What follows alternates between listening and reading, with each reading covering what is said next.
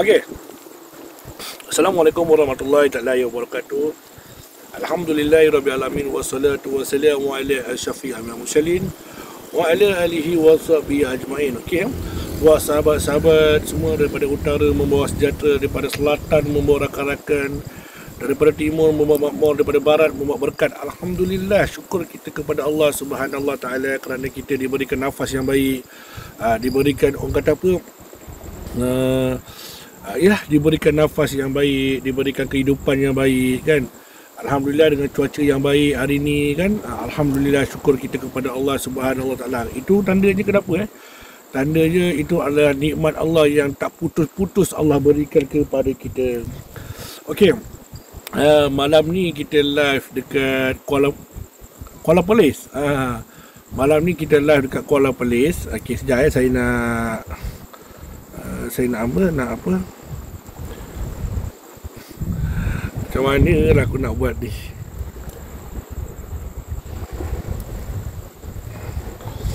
Okey, tak apalah. Jadi tajuk dia pun dah ada kat situ kan. Okey, hari ni kita live dekat Kuala Perlis. Saya betul-betul berada di tepi pantai. Belakang ni ada orang jual mi celup apa semua kan. Okey, jadi saya menghadap ke kedai. Sebab apa, kalau nak menghadap ke laut tak ada kerusi kan. Jadi saya tak duduk sini, ada kerusi yang disediakan. Okey, kerusi santai untuk orang lepak-lepak apa semua kan. Di sini lah dia. Okey, jadi sekarang jam tepat menunjukkan 11.27. Okey.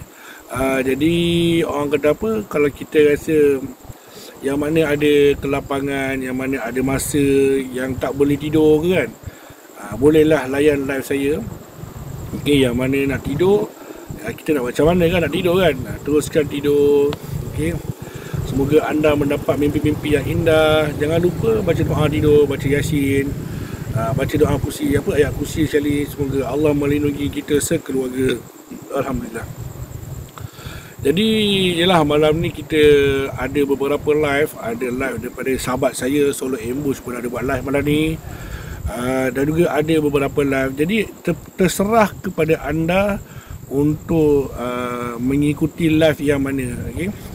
Seperti yang sedia saya maklum lah kan. Saya tidak memaksa anda untuk dengar apa yang saya cerita kan. Jadi kisah saya ni lebihkan kepada kisah pengalaman. Okey, jadi kemungkinan akan ada sedikit gangguan-gangguan daripada motor, kereta lah apa semua kat sini kan. Sebab di Perlis ni tak silap saya PKPP ke PKPB dah. Pergerakan pemulihan rasanya kan. Okey. Jadi aktiviti di sini sehingga pukul 12. Dan saya harap saya live di sini tidaklah ada gangguan. Tambah-tambah lagi janganlah ada polis kan. Okey. Jadi seperti yang saya sedia maklum, malam ni saya tahu Solo Ambush pun ada buat live. Jadi anda bolehlah support Solo Ambush juga kan. Ada juga grup-grup paranormal yang tengah buat live. Anda berhak untuk memilih siapa yang anda suka. Okey, kepada saya semuanya bagus. Semuanya ada konten tersendiri. Okey. Jadi kita tidak perlu nak menjatuhkan sesiapa. Jika anda rasa anda berminat dengan tim para, silakan pergi ke paranormal. Jika anda rasa anda nak dengar cerita saya, silalah duduk diam-diam kan dengar cerita saya kan. Biasalah Pak Munawir. Okey. Pak Munawir kan seorang penglipu lara kan. Okey, tajuk kita pada hari ini adalah padah guna ilmu penutup rezeki. Sebenarnya benda ni kita sambung itu hari saya buat live dekat satu rumah. Sebenarnya ada beberapa gangguan-gangguan jugalah di situ. Sebab apa? Ketika petang masa sebelum saya buat live, saya minta izin kepada tuan rumah untuk buat live dekat tempat kawasan rumah yang ditinggal tu, sebab tu tanah dia. Okey. Jadi apa orang kata, ketika itu anak Panjang ada dengan saya. Panjang dia main Mobile Legend apa semua, tak ada like tau. Tapi malam tu masa saya datang situ pun tak ada like. line semua full bar semua kan. Tapi bila saya dah start set up saya punya kamera apa semua, entah kenapa pula line jadi slow. Tiba-tiba orang tak dengar apa yang saya cakap kan. Itulah dia kan. So jadi apa orang kata, saya malam ni saya tak dapat buat live kedua tempat. Saya hanya buat live dekat YouTube, Facebook saja. So nanti saya akan copy masuk ke dalam YouTube lah. Sebab apa, saya perlu juga untuk save bateri untuk handphone satu lagi ya. Jadi orang kata apa, kita akan mulakan dalam 5 minit daripada sekarang. Okey, jadi orang kata apa, kalau rasa nak share dulu. Kalau tak share pun kita nak kata apa kan. Okey, jadi kita ada berbaki lebih kurang 3 minit. Yang mana nak sediakan air kopi ke apa ke, sediakan dulu. Kalau ada lag, minta maaf saya rasa tak ada lag kot malam ni. Saya punya line semua full bar. Okey, gempak DP tu apa?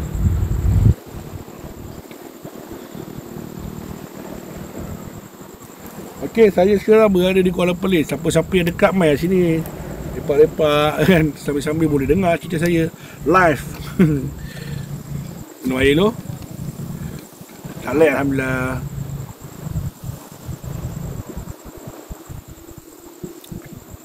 Tak bagus minum air Coca-Cola malam-malam, boleh potong kaki. Kat sini 434 tak ada.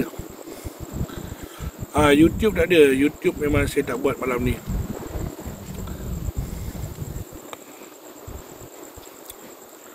Display picture. Hari ni kita punya kita punya background, kita punya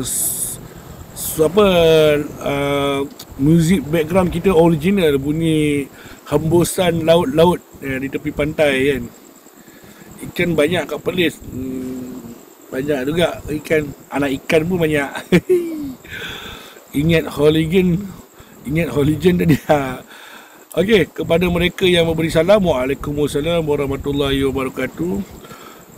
Kepada mereka yang baru masuk ke channel Pak Munawir, selamat datang. Selamat menjamu halwa telinga. Okey, tak boleh rentas negeri pula. Tidak, memang dah pergi mana ni? Alah, boleh. Dekat pasar pagi tu rasa. Okey. Mata-mata 420, alhamdulillah. Awal hari ni bang. Kena awal sikit lah. Sebab apa?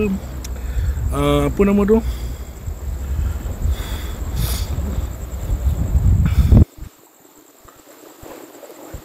Kena awal sikit lah. Sebab yelah, kita kan ada 4 orang kan. Takut kena jumpa Ahmad John. Jumpa Ahmad John kat sini ya. Hari ni dia teman saya. Dia jadi abalong sini. Dia kata tak ada siapa pun tangkap saya malam ni. Alhamdulillah. Bila start ni, kejap lagi start lah kita. Apa nama tu? Assalamualaikum. Mari lah sini. Yang mana dekat datang lah sini. Saya ada kat sini. Tak ada apa kot. Tak ada siapa nak marah lah.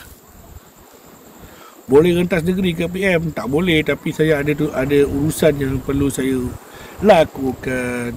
Sana makan seafood best. Mari lah sini belanja. Dekat Kuala Perlis ke Kuala Sungai Baru? Kuala Perlis kot. Kuala Perlis. Duk Perlis berapa hari. YouTube tak ada. Tak ada, YouTube saya tak buat.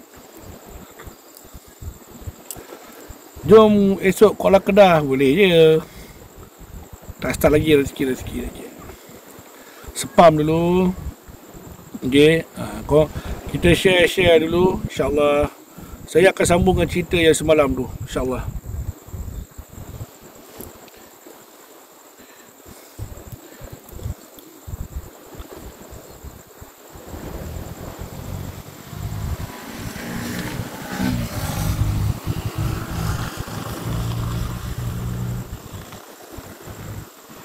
Ya betul, asalkan jaga jarak. Border tutup. Okay, salam kat Panjang. Aku salam bagi pihak Panjang. Tembak air kok lagi ni. Aduh, dah share. Alhamdulillah, share banyak-banyak. Share dulu. Okey, jam tepat pukul 11.36. Jadi saya dah boleh mulakan cerita. Cerita ni insya-Allah mungkin tak lama, tapi ada pengisian yang banyak kat sini lah. Okey. Baiklah semua, Assalamualaikum warahmatullahi wabarakatuh. Alhamdulillah, saya harap anda semua dalam keadaan sihat walafiat di samping keluarga yang tercinta. Dan sama-samalah kita mendoakan semua orang Islam dan semua masyarakat di dunia ini kembali dalam keadaan yang sangat orang kata kembali dalam keadaan yang kata apa, seperti sedia kala lah. Okey. Jadi orang kata apa, diam tak diam kita pun dah nak masuk ke bulan Syaban kan. Lepas Syaban akan datang ni masuk bulan Ramadan. Kepada mereka yang dah join grup mengaji saya, alhamdulillah, terima kasih. Selamat datang. Okey. Jadi kita sama-sama belajar mengaji. Yang dah pandai mengaji, kita belajar lagi untuk betulkan tajwid. Yang tak pandai mengaji, kita sama-sama belajar mengaji. InsyaAllah kita tak perlu malu kita tak pandai mengaji. Okey. Sebab ilmu Allah ni dia bukannya satu, dia luas. Jadi kita kena ambil kita kena ambil ilmu tu. Ibaratkan kita memandang kepada laut, seluas itulah ilmu Allah kan. Jadi tak ada istilah kita ni dah cukup ilmu, tak ada. Selagi mana kita hidup, selagi itulah kita kena memantapkan ilmu tauhid kita, memantapkan ilmu agama kita, dan sentiasa iktikad di dalam hati untuk kita bersama Allah Subhanahu Wa Taala. Baiklah. Cerita yang saya nak sampaikan ni adalah cerita ni lebih kurang dekat 3 minggu lepas tau. 3 minggu lepas. Kejadian ni dah lama. Tapi macam mana saya dapat cerita ni adalah 3 minggu lepas. Okey. 3 minggu lepas saya berada di Ipoh. Okey. Saya berada di Ipoh atas tujuan adalah untuk merawat seorang pesakit. Okey. Orang yang menelefon saya ni, saya bagi nama dia Pakcik Dolah lah Okey, orang yang menelefon saya ni, dia ni fan saya. Dari awal lagi dia ikut saya. Okey, Pak Dolah lah Pak Dolah ni hubungi saya berkenaan dengan anak dia. Anak dia sakit. Okey, anak dia sakit. Kisah ni dah berlaku 10 tahun tau. Okey, dia cerita dengan saya. Okey, bukan maksud saya tu, cerita yang saya nak sampaikan nanti 10 tahun dah berlaku. Tapi tujuan Pak Dolah telefon saya tu adalah kes anak dia. Anak dia ni baru balik daripada camping ke apa ke tak tahulah. Balik daripada camping, anak dia ni mengalami penyakit misteri. Okey, mengalami penyakit misteri. Okey, penyakit misteri tu tak tahulah, mungkin kena histeria ke atau apa ke, wallahu a'lam bishawab. Jadi Pak Dolah ni telefon saya. Dia telefon saya, Assalamualaikum Pak Munawir. Waalaikumsalam. Pak Munawir ada kat mana? Saya kata saya ada dekat rumah saya lah, kat area Ceras, Kuala Lumpur kan. Ada apa boleh saya bantu? Dia kata, Pak Munawir, kalau Pak Munawir tak keberatan, boleh ke datang ke Ipoh berkenaan dengan anak saya. Kenapa dengan anak pakcik? Dia kata, anak saya ni baru balik daripada satu camping, aktiviti diorang. Balik daripada situ je, anak saya ni mendapat penyakit misteri. Tiba-tiba tiap petang nak menjerit lah, apalah. Jadi dia dah pergi, Pak Dolah kata, pakcik tu kata dengan saya, dia dah pergi bawa anak dia pergi merawat ke merata-rata tempat. Okey, merata-rata tempat. Jadi maksudnya tak sembuh lah. Walau macam mana pun kena ingat, seorang perawat ataupun mana-mana perawat, tugas dia adalah ikhtiar untuk membantu merawat pesakit. Kuasa penyembuhan tu orang kata apa? Kuasa penyembuhan tu datang daripada Allah Subhanahu Wa Taala. Okey. Jadi saya kata dengan pakcik tu, okey, pakcik tu perkenalkan diri, nama dia Pak Dolah. Okey, saya dapat, dia pun dah bagi tahu saya dan saya pun dah set time, set masa, dan saya akan datang ke Ipoh untuk merawat anak dia. Okey. selang apa nama tu 3 hari ke apa apa kata selang 2-3 hari lah, selang 2-3 hari saya sampai ke Ipoh lah. Bila sesudah saya sampai ke Ipoh, saya bertemu dengan Pak Dola. Pak Dola, saya pun Pak Dola bawa saya pergi ke rumah lah. Sesampai-sampainya di rumah, macam biasa, selalunya saya takkan masuk ke rumah lagi. Selalunya saya akan, apa nama tu, akan tengok dulu suasana dekat rumah tu macam mana kat luar kan. So saya akan pagar siap-siap sebelum saya masuk ke rumah, supaya kita tak nak benda luar masuk sekali dalam rumah tu.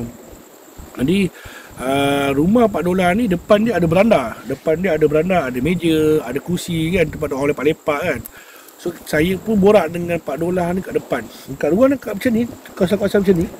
Okey, lepas dah borak-borak tu, Pak Dola pun bagi tahu, dia siap nasihatkan saya lah. Dia kata, Pak Menawir, apa yang Pak Menawir cerita dekat dalam Facebook ke YouTube ke, itu teruskan, pedulikan apa nama tu netizen ke yang mana hentam Pak Menawir. Sebab apa mereka tak tahu, dan diorang ni tak tahu kerja Pak Menawir ni macam mana.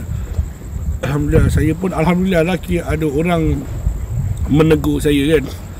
Lepas tu Pak Dola pun perkenalkan dia yang sebenarnya Pak Dola ni pun kerja penggali kubur, dan dia juga menguruskan jenazah. Bermakna hari ni saya jumpa seorang penggali kubur, cerita dia. Okey, faham? Okey, lepas tu saya pun bagi Pak Dola pun cerita dengan saya yang berkenaan anak dia baru balik daripada camping. Lebih kurang dekat berbulan-bulan dah anak dia sakit. Okey, jumpa ustaz tu tak okey, jumpa tabib ni tak okey, apa semua. Sebenarnya pada saya bukan tak okey, mungkin tak rasi dengan, tak sesuai dengan apa nama tu, dengan perawat tersebut kan. Jadi alhamdulillah, saya pun masa tu saya kata dengan Pak Dola, Pak Dola, saya ikhtiar setakat mana yang saya mampu saya boleh buat. Tapi kuasa penyembuhan tu datang daripada Allah Subhanahu Wa Taala. Saya tak kata saya ni bagus, tapi kita cuba sama-sama. Jadi alhamdulillah, bila saya masuk ke rumah Pak Dola, masa tu saya sampai rumah Pak Dola petang, sekitar pukul 5 petang lah. Jadi saya decide untuk rawat anak dia lepas maghrib. Okey, lepas maghrib. Okey. Jadi lepas saya sampai kat rumah dia dalam petang-petang tu, kita lebih kepada santai lah.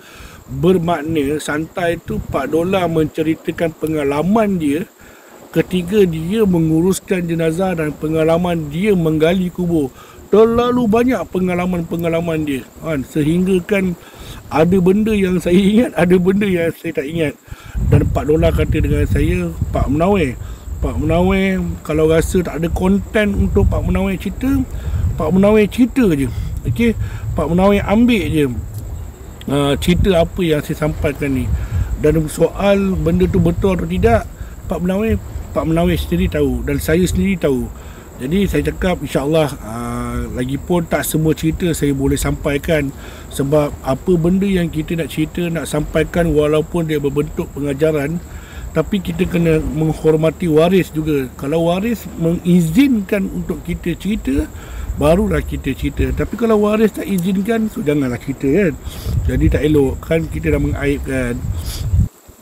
Jadi borak apa semua kan, panjang juga cerita dia, sehinggalah masuk waktu azan maghrib. Bila masuk waktu azan maghrib, lagi 10 minit nak masuk waktu azan maghrib, anak Pak Dola ni menjerit sejerit-jeritnya, histeria duk baling tu. Dan kali ini apa yang terjadi, anak Pak Dola lebih agresif dari sebelum-sebelum ni. Mungkin sebabkan ada perawat, ada perawat datang nak buang apa kan. Jadi dia rasa macam benda tu lebih mengetahui lah kan, apa semua kan. So saya pun tengok pada wajah anak Pak Dola. Ternyata anak Pak Dola ni sangat kurus. Dan saya tahu daripada apa yang saya nampak, wajah anak Pak Dola ni lebih kepada, orang kata apa, lebih kepada dah penat tau, dah penat. Saya tengok dia letih apa semua, tambah-tambah lagi apa dengan musim Covid ni kan. So jadi orang kata apa, ialah siapa minta benda-benda tu berlaku kan. Tapi yang hairan cerita daripada apa yang berlaku kepada anak $4, benda ni berlaku sebelum COVID lagi. Maknanya sebelum dia balik daripada sebelum wujudnya COVID. Maknanya tahun lepas lagi dah terjadi dah. Balik daripada camping ke, saya tak ingat sangat lah. Dia kata dengan saya camping, tak tahulah anak $4 kata tu camping kan. Okey, jadi bila bila saya sendiri tengok, saya kata dengan $4 nampaknya macam kritikal. Sebab apa? Ada benda lain yang mengikori anak $4. Tapi walau macam mana pun, dalam duk kalut tengah menjerit tu, saya kata dengan $4, saya minta maaf $4. Kalau $4 tak kisah, boleh ke saya nak ketuk sikit belakang anak $4 supaya dia pengsan lah, orang kata kan. $4 kata tak apa, boleh. Sebab apa? Yelah, benda tu mengganggu kan, kita nak sembahyang ramai-ramai kan. Jadi tak satu kali pengsan. Jadi saya pun dengan $4 kami sembahyang kat rumah lah, buat solat maghrib. Lepas dah sembahyang, kita buat doa sikit untuk merawat anak $4. Okey. Jadi sebelum lepas pada kita sembahyang, lepas dah berdoa tu, saya mulakan proses rawatan saya untuk anak $4. Tapi kali ini saya menggunakan mayang pinang, saya menggunakan daun sirih, daun pandan, air perigi dan juga beberapa barang-barang termasuk telur ayam kampung. Okey. Jadi lepas kita dah siapkan barang tu, sekitar jam 8 suku barulah kita mulakan rawatan. Okey. Jadi rawatan tu pula, apa orang kata, kita basuh muka anak $4 tu supaya dia sedar lah kan, sebab dia dah pingsan kena karate kan.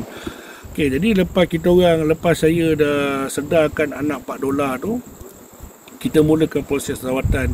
Saya mulakan proses rawatan dengan membaca surah ayat Al-Kursi. Kemudian saya mulakan dengan Bismillah 6, dan juga saya mulakan dengan bacaan Al-Fatihah. Kemudian saya minta adik-beradik dia yang berada di rumah ni sama-sama kita membaca. Orang kata apa, lebih afdal kalau kita baca ramai-ramai untuk membantu ahli keluarga masing-masing kan. Jadi rawatan tu alhamdulillah tak lama, lebih kurang setengah jam saja. Jadi faham-faham lah, orang tengah meracau ni kan, macam-macam bahasa keluar kan. Jadi bila saya merawat dan kita dapat tahu dari kenapa kejadian ni berlaku. Sebab apa? Rupa-rupanya anak $4 ni dia terambil satu barang daripada tempat yang dia pergi camping, iaitu dia terjumpa satu botol yang cantik tau. Botol tu macam botol Arab tau, macam botol minyak garu atau cantik lah bentuk dia kan. Jadi dia bawa balik dan dia sangkakan dalam botol tu tidak mempunyai apa-apa, dan dia expect mungkin orang pergi jungle trekking ke apa kat situ, terjatuh botol tu, dia ambil. Dan dia ambil botol tu, dalam masa sama dia fikir botol tu dah kosong, tidak ada apa-apa. Okey. Jadi sebelum saya sambung cerita saya nak bagi sedikit tips ataupun kepada kawan-kawan kita yang mana kaki hiking, yang mana suka, orang kata apa, suka dapat dah gelak belakang kan.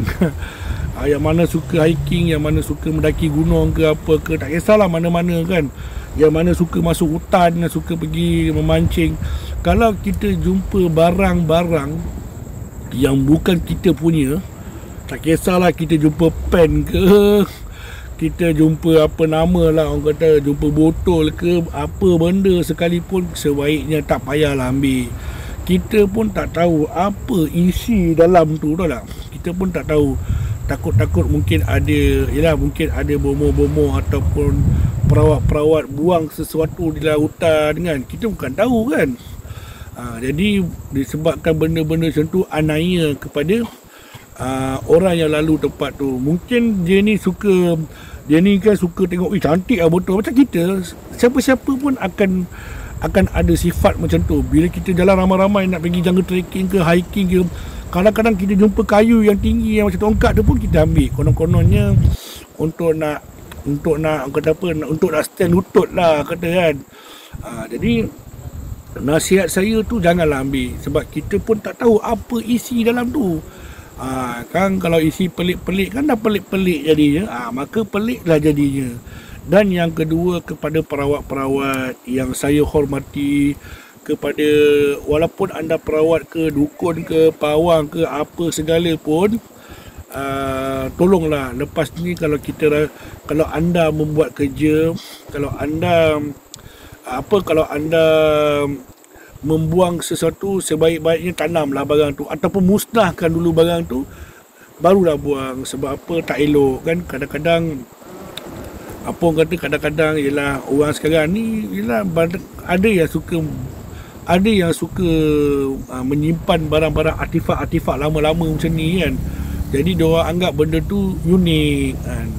Jadi pada saya, yang mendaki ke, yang pergi hiking ke, kalau jumpa tak payahlah ambil kan. Yang pada perawat-perawat pun, sebelum nak buang ke satu tempat tu, musnahkan dulu. Dan sebaik-baiknya orang kata apa, biarlah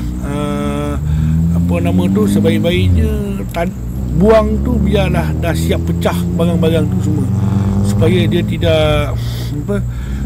dia tidak menjadi bebanan kepada benda-benda lain.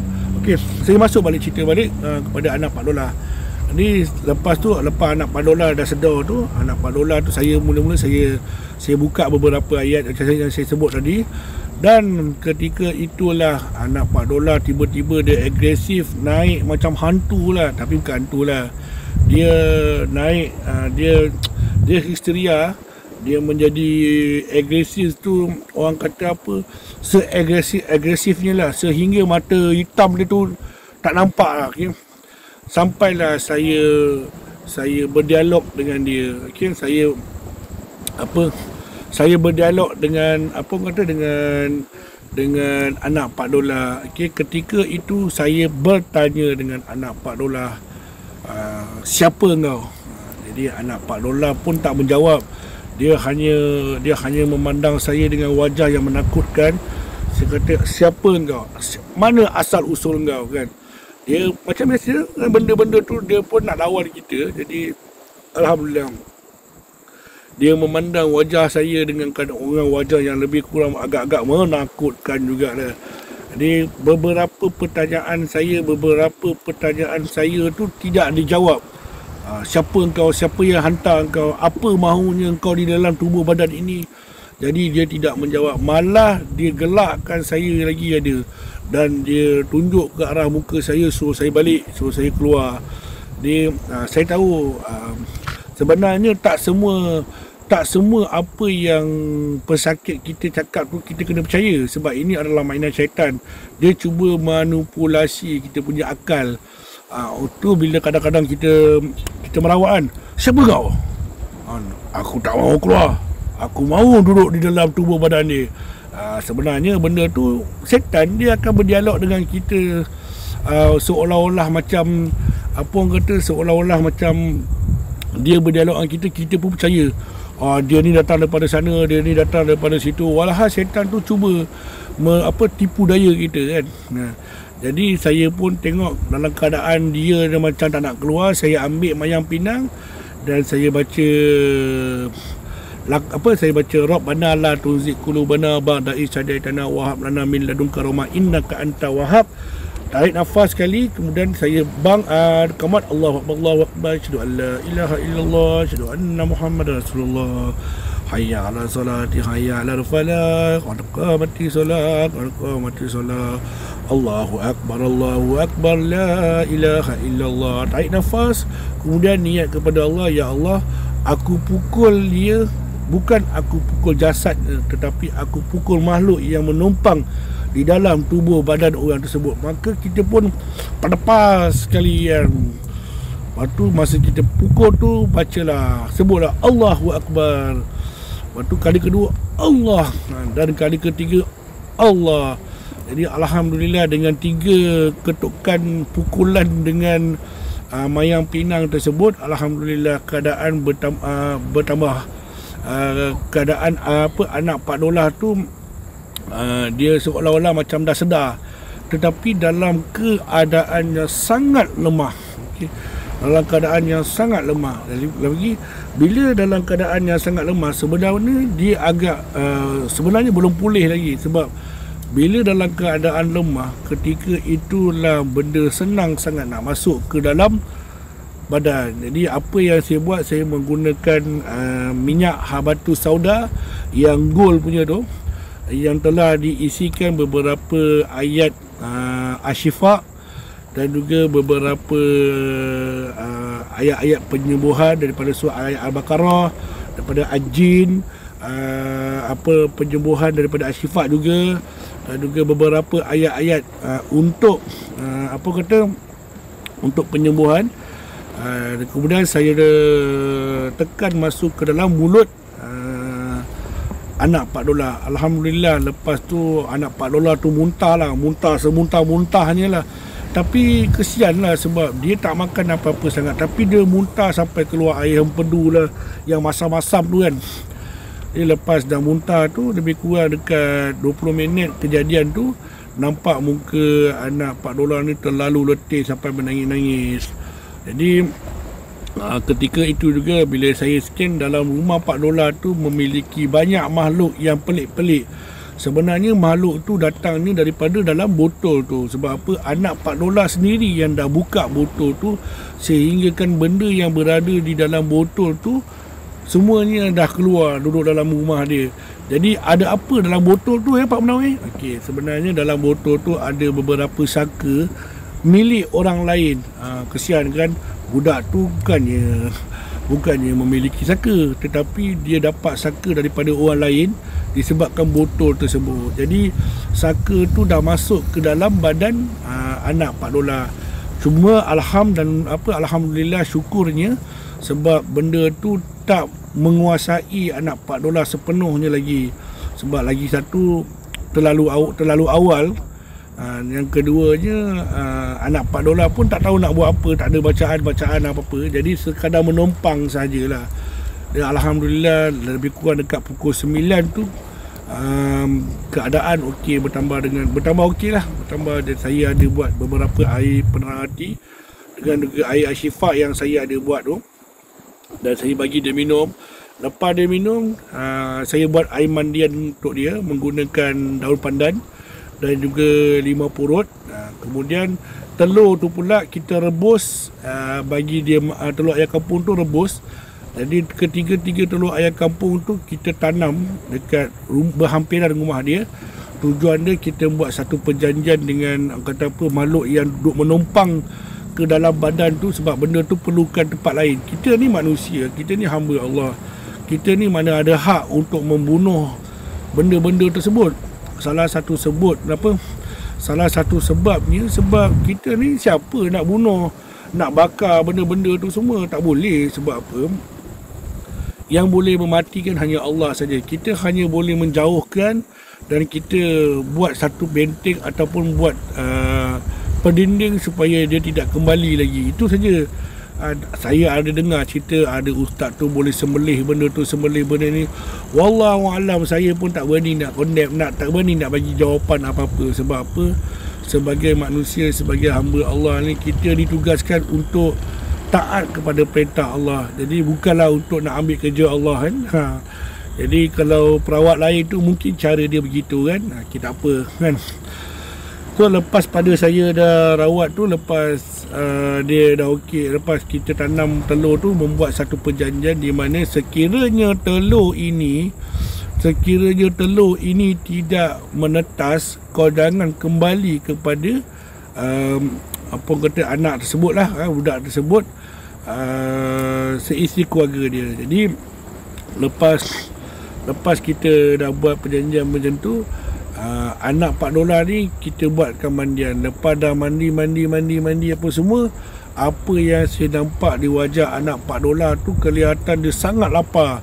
Dia makan semahu-mahunya malam tu kan. Saya nampak dia makan semahu-mahunya kan. Berpinggan-pinggan nasi dia makan kan. Dia tak makan pinggan lah, dia makan nasi kan. Banyak lah dia makan. So kita nampak maknanya selama ni dia duduk dalam badan, menumpang dalam badan anak Pak Dola tu, sehinggalah anak Pak Dola tu tak makan. Okey, sampaikan macam-macam lah kejadian berlaku kan. Tapi alhamdulillah dengan kuasa Allah, benda tu sembuh dengan baiknya. Okey. Jadi selepas sembuh tu, kita orang macam biasalah, minum kopi, minum teh, dijamu oleh tuan rumah. Terima kasih kepada Pak Dola, bukan nama sebenar. Okey, kita buat kita makan, minum apa semua yang disediakan oleh keluarga. Alhamdulillah, terima kasih kepada keluarga Pak Dola yang memberikan sedikit makanan kepada kami kan. Selepas kita dah makan apa semua, kelihatan anak Pak Dola dah mula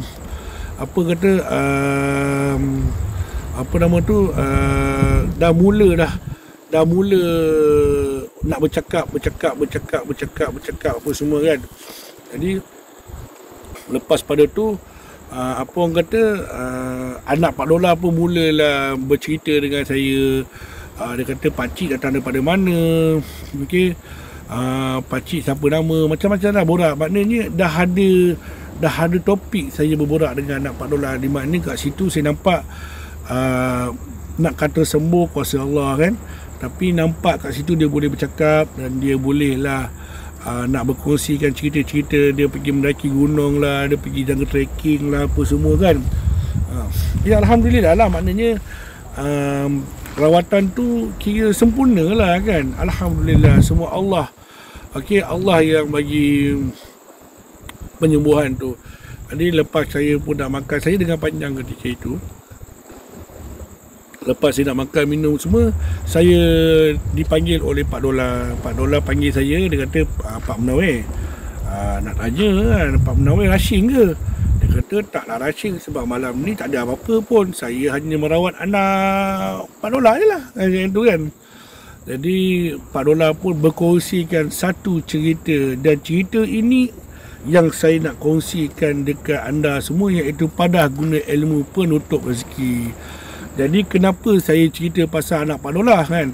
Mestilah korang akan tanya saya kan, mana Pak Munawir kenal Pak Dola ni? Daripada sini lah. Betul lah. Okey, jadi sekarang jam tepat menunjukkan 12.03. Ada tak siapa yang tak faham tentang jalan cerita saya? Ini chapter yang pertama, kita akan masuk chapter yang kedua. So chapter yang pertama ni, faham tak kisah anak Pak Dola? Dan ada tak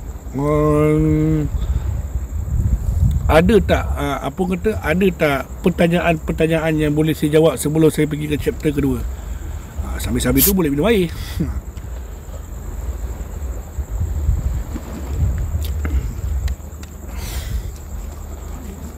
Okey, faham. Alhamdulillah faham. Seronoknya kalau faham. Okey, terima kasih, faham.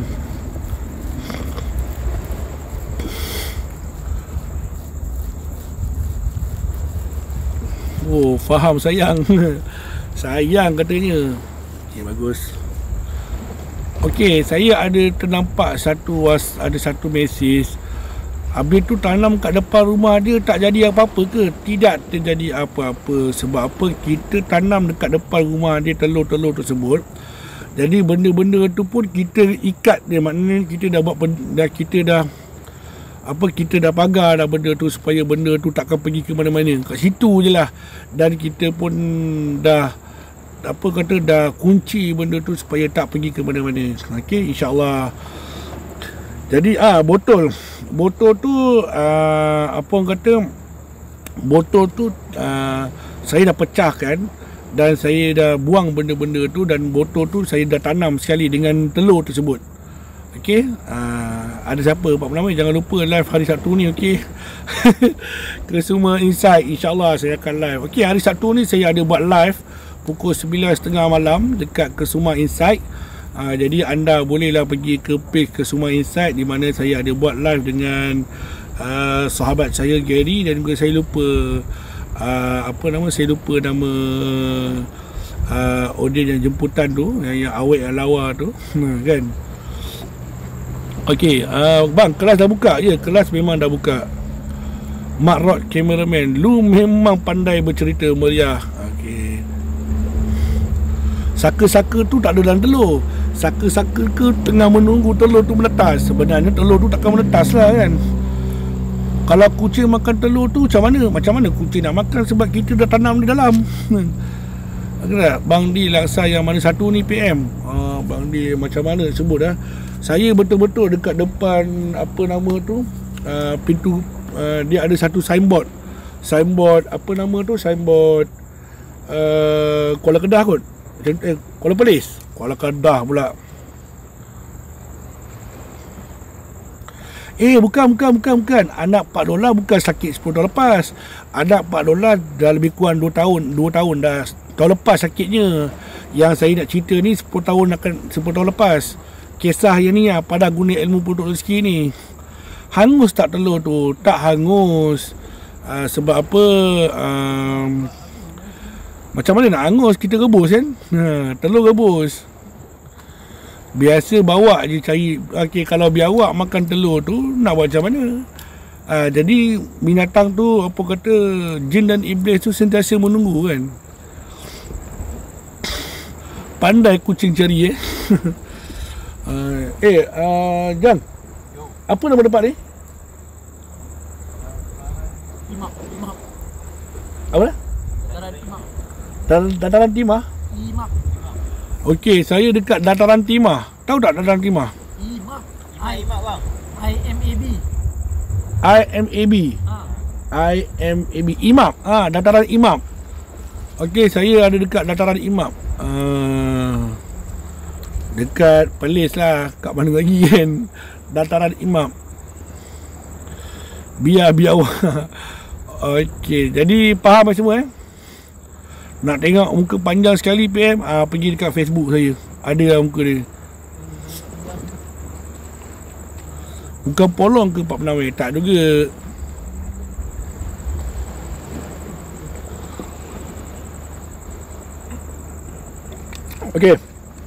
Okey, saya tutup soalan. Dataran Imam. Betul, Dataran Imam. Baiklah sini. Saya ada kat sini. Selagi tak habis cerita ni, selagi tu saya kat sini. Okey, cerita pasal perawatan tu pun dah habis. Jadi saya nak cerita pasal pada guna ilmu penutup rezeki. Okey, cerita dia datangnya daripada mana? Datang dia daripada Pak Dola. Pak Dola panggil saya, Pak Menawir, ada nak pergi, ada rushing ke? Saya kata tak ada. Kenapa Pak Dola kan? Pak Dola ni ada nak berkongsikan cerita dengan Pak Menawir. Cakap, oh ya ke? Cerita apa tu Pak Dola kan? Begini Pak Menawir, saya faham apa perasaan Pak Menawir bila kadang-kadang orang tak percaya dengan cerita Pak Menawir. Kadang-kadang orang kata mengarut kan. Tapi mereka sebenarnya tak duduk dekat tempat kita kan. Kalau diorang ni duduk dekat tempat kita, cukuplah diorang ni menggali kubur. Bukan gali kubur ni satu hari, tak. Cuba duduk buat sukarelawan gali kubur, tengok. Alhamdulillah. Cuba buat sukarelawan gali kubur ataupun nguruskan jenazah. Jadi orang kata apa, jadi pasti akan ada satu ujian. Mana kerja tak ada ujian. Saya kata biasalah Pak Dola. Tak semua orang boleh dengar apa yang kita nak sampaikan dan tak semua orang boleh terima. Tetapi setidak-tidaknya dalam saya menyampaikan tu, kalau ada 100 orang yang dengar, saya pun dah bersyukur dah kalau ada 10 orang yang mengambil cerita ni dan mengambil ibrah daripada cerita ni. Okey, itu yang paling penting. Jadi saya pun bagi tahu dengan Pak Dola. Sebab apa Pak Dola, tak semua benda kita cerita orang boleh dengar dan tak semua cerita orang boleh terima. Sebab ada juga mentaliti yang tak percayakan kepada benda-benda macam ni. Sebab kita dah maju, kita dah moden apa semua kan. Jadi pada saya Pak Dola, benda ni kena go through je kan. Sebab apa, selagi tak kena dekat batang hidung, selagi tu manusia ni kan lebih kan nak proof. Dia nak nampak benda tu jadi depan mata baru dia percaya. Tapi nak buat macam mana, benda ni melibatkan alam gaib, okey tak? Jadi pada saya apa yang dah berlaku ni atas kehendak, okey, atas kehendak Allah dan juga qada dan qadar. Baiklah. Apa yang Pak Dola nak kongsi dengan Pak Menawir ni, kisah dia 10 tahun lepas. Inilah kisah dia kan. Inilah kisah dia. Jadi Kejap Jang. Jang.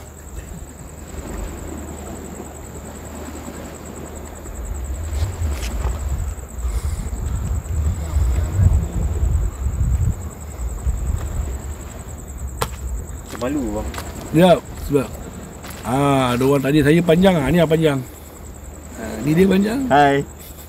Panjang masuk dalam live sekali lah. Tak boleh. Kursi ni muat seorang je. Okey, panjang teman saya hari ni kan. Dia tinggalkan bini dia, tak baik lah. Okey. Saya balikkan cerita saya tadi. Pak Dollar cakap, okey Pak Menawir, apa yang saya nak berkongsikan kepada Pak Menawir, saya harap Pak Menawir dapatlah, okey, dapatlah Pak Menawir kongsikan kepada view ataupun followers Pak Menawir. Semoga dia menjadi pengajaran kepada mereka, okey, supaya mereka yang ada di luar sana mengambil iktibar daripada apa yang dah berlaku. Okey, saya kata boleh, insya-Allah saya akan cuba cerita kan. Okey, jadi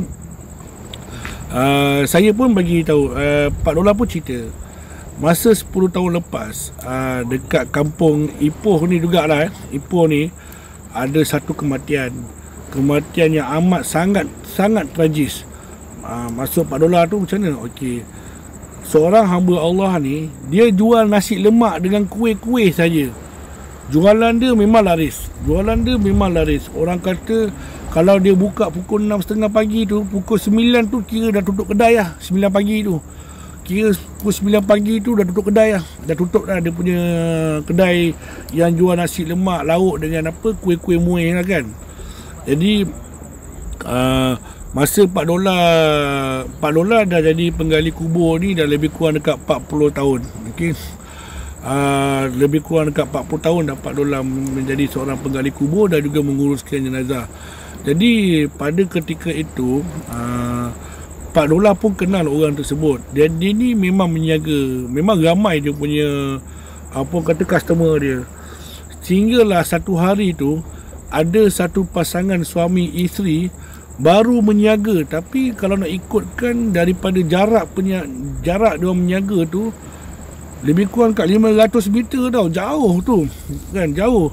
Jadi pada Pak Dollar tak mengganggu pun siapa nama tu, apa nama tu, lebih kepada Allahu Akbar Rabbi. Pak Dollar kata dia menjaga yang orang tersebut tu, dia dah menjaga lama kat situ. Okey, dia menjual nasi lemak lauk, ada kuih muih, tapi dia memang ada customer tetap dia lah. Okey, customer tetap dia. Kemudian Pak Dollar bagi tahu ada satu hari tu, lebih kurang daripada kedai tu, nak pergi ke kedai tu 500 meter. Jauh tau sebenarnya 500 meter tu. Jadi dalam 500 meter tu ada satu kedai baru buka payung lah orang kata kan. Dia pun jual nasi lemak. Dia jual, beza ni dia jual nasi lemak dengan dia jual lontong. Tu saja. Dia jual nasi lemak dengan lontong. Okey, lepas pada menjaga tu, Pak Dollar kenal tau dua-dua peniaga ni. Cuma beza dia, peniaga yang A ni dia dah menjaga lama, memang ramai orang beli kat dia.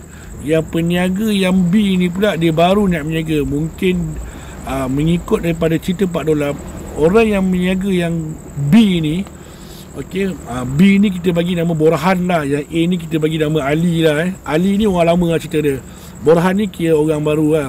Borhan ni dia menjaga sebab dia dah kena buang kerja. Okey, dia dah kena buang kerja. Bila dia dah kena buang kerja dan dia ni menganggur, tak bekerja, dan satu hari tu berbekalkan duit yang ada tu, dia buka lah, dia dengan isteri dia menjaga jual nasi lemak dengan jual lontong. Tetapi kalau nak ikut cerita, jauh tu perjalanan 500 meter, kita memang tak nampak dia menjaga. Kadang-kadang 100 meter pun kita tak nampak dia punya kedai dia kan. Macam mana pula boleh katakan ada persaingan kan. Lagipun kalau kita nak bersaing, kenalah bersaing secara kena bersaing secara sihat, betul tak? Jadi pada saya 500 meter tu setengah kilo jauh tu. kan, bergetah juga nak pergi kan. Tapi Pak Dollah cakap dengan saya lah, dia kenal yang si Ali ni dengan si Burhan ni, dia kenal dua-dua. Hari berganti hari, minggu berganti dengan minggu, sehingga kan kedai Burhan ni ramai orang. Okey, kedai Burhan ni ramai orang. Kenapa ramai? Ialah mungkin sebab orang asyik beli nasi lemak dengan kuih. Kedai Burhan ni dia jual nasi lemak juga, tapi beza dia ada lontong. Orang mungkin nak cuba lontong juga kan. Jadi kenapa saya kata kedai dia laris? Sebab apa? Pak Dollah kata jalan tu sehala. Jalan tu memang jalan orang nak pergi kerja, jalan orang nak balik kerja. Mungkin kalau bila orang dah beli kedai Ali, Pakcik Ali, orang dah beli kat kedai Ali tu, mungkin kalau kita naik motor, ada kedai baru buka, contoh kan 500 meter kan, sepanjang jalan tu mana nak jumpa traffic light. Siapa yang duduk Ipoh tu tahulah macam mana kan. Jadi dalam perjalanan tu, ada kedai baru buka lah. Jadi esok orang cuba kedai yang baru buka tu, betul tak? Jadi macam saya kata, macam Pak Dollah kata, hari berganti hari, minggu berganti minggu. Jadi Pak Dollah kata kedai yang menjual nasi lemak, kedai Burhan tu, nasi lemak dengan lontong tu, kedai dia makin lama makin ramai orang. Inilah dinamakan rezeki. Rezeki yang Allah bagi kan. Kita pun tak sangka-sangka. Mungkin Allah dah berhentikan, mungkin sampai servis kau sampai tahap tu. Jadi kau mulakan perniagaan, mungkin Allah lebihkan rezeki kau dalam berniaga. Wallahualam. Ini semua sebab Allah menghidupkan kita dengan dicukupkan dengan rezeki. Dia takkan bagi kita rezeki sesempit-sempitnya. Sebab tu kita kena ni, sebab tu kita berdoa kan? Kena berdoa kepada Allah, semoga Allah murahkan rezeki kita. Ada orang bertanya dengan saya, Pak Munawir, macam mana rezeki nak murah? Rajinkan bersedekah. Kalau kita rajin bersedekah, insya-Allah memang kita akan murah rezeki. Okey. Jadi Pak Dollah perasan yang kedai Pakcik Ali ni, okey. Kedai Pakcik Ali ni, kedai Pakcik Ali ni semakin lama semakin orang, bukan tak ada orang beli, ada, tapi macam ni lah. Kalau satu hari 50 orang datang kedai dia, mungkin 30 orang je yang datang. Okey. Jadi yang kedai Burhan tu pula, mungkin sebelum ni 10 orang datang, sekarang ni mungkin dah lebih pada 30 orang datang kan. Jadi apa orang kata, pada saya tu rezeki masing-masing. Jadi Pak Dollah ni nampak tau, apa nama tu, Pak Dollah ni nampak tau apa yang berlaku dekat kedai Pakcik Ali tu dan apa yang berlaku dekat kedai Pakcik Burhan. Mungkin kedua-dua ni ramai customer, tetapi lebihkan kepada Burhan pula kan. Mungkinlah masakan dia sedap ke, mungkin orang nak cuba ke, sesuatu yang lain kan. Jadi dalam pada masa tu juga berlakulah apa orang kata, jualan Pakcik Ali ni semakin hari semakin kurang mendapat sambutan. Okey, kurang mendapat sambutan. Dan Pakcik Burhan ni pula, okey, Pakcik Burhan ni pula, dia ni menjaga setiap kali tak habis dia akan sedekahkan kepada semua, kepada orang yang lalu. Setiap kali tak habis dia akan sedekahkan. Tapi kalau ikut ceritakan memang hari-hari habis. Start kedai dia tu mendapat sambutan. Okey. Dan dalam pada masa yang sama juga, okey, dalam pada masa yang sama juga, okey, Pakcik Burhan ni dia seorang yang suka memberi. Contoh nasi lemak RM2, nasi lemak bubur kerang, bubur sotong katalah kena RM6 3. RM6 dah lah, macam tu. Maknanya dia lebih suka macam tu lah. Hari ni katalah lontong RM4.5, orang tu bagi RM50. Pak Dollah kata, Pakcik Burhan kata, Allahu Akbar, duit besar, tak ada duit pecah, tak apalah, besok lah bayar. Tapi kalau terlupa bayar pun, Pakcik halalkan dunia akhirat. Cerita dia macam tu, faham tak? Maksudnya Pakcik Burhan ni, dia ni suka memberi. Manakala Pakcik Ali ni, dia bukan tak suka bagi. Kita tak boleh judge orang. Mungkin dia selalu bersedekah yang kita tak nampak kan. Tapi Pakcik Ali ni dia menjaga lah. Dia menjaga macam biasa. Menjaga kan, dia menjaga macam biasa. Kalau orang beli, dia, orang bayar, dia bagi balance. Macam tu lah. Setengah orang ada yang kata, Macam kita pembeli, kalau balance posen, tak apalah makcik. Contoh kita kan, kalau peniaga ni pula kadang-kadang RM8.20. RM8 dah lah adik. Betul tak? Jadi sebagai seorang peniaga, dalam meniaga pun dia boleh sedekah. Dan sebagai seorang pembeli, kita nak membeli pun kita boleh bersedekah. Sebenarnya sedekah ni tak perlu tunggu kaya. Anytime dia boleh sedekah. Ui, kejang kaki dia ni kat tepi laut ni. Sojuk dan nak kobar kat kau. Kita minum dulu air Hari ni tak ada kopi, mata pun dah kabak Alhamdulillah, gelap gulita sini Tempat ni keras tau. Memang keras tempat ni sebab batu semua. Okey. Jadi hari tu kira Pakcik Dola ni ada perasan satu benda tau. Dia perasan satu benda. Pakcik Dola ni beritahu saya ketika itu hari Pak Menawai, saya perasan tiba-tiba kedai Pakcik Borhan tak buka. Kedai Pakcik Borhan tak buka. Okey. Kedai Pakcik Borhan tak buka. Jadi Pakcik ni, Pakcik Dola ni kira orang kampung. Kita ni kadang-kadang kita ni tahulah, orang kampung kan asal dengar orang sakit je, kita mesti cepat-cepat pergi. Betul tak? Okey, cepat-cepat kita pergi kan. Orang kampung kan suka melawat kan. Bagus orang kampung ni. Cuma budaya melawat ni dah kurang dah. Bukan sebab Covid. Sebelum Covid lagi budaya nak melawat ni dah kurang sangat dah. Okey. Sebab sunnah kan Rasulullah, kita melawat saudara-saudara kita, melawat jiran-jiran kita, tapi tak melawat, nak buat macam mana kan? Okay. Jadi budaya melawat tu dah kurang. Kalau percaya tak, dulu mak kita kalau masak, apa nama tu, Man, kau hantar kuih ni bagi kat jiran sebelah.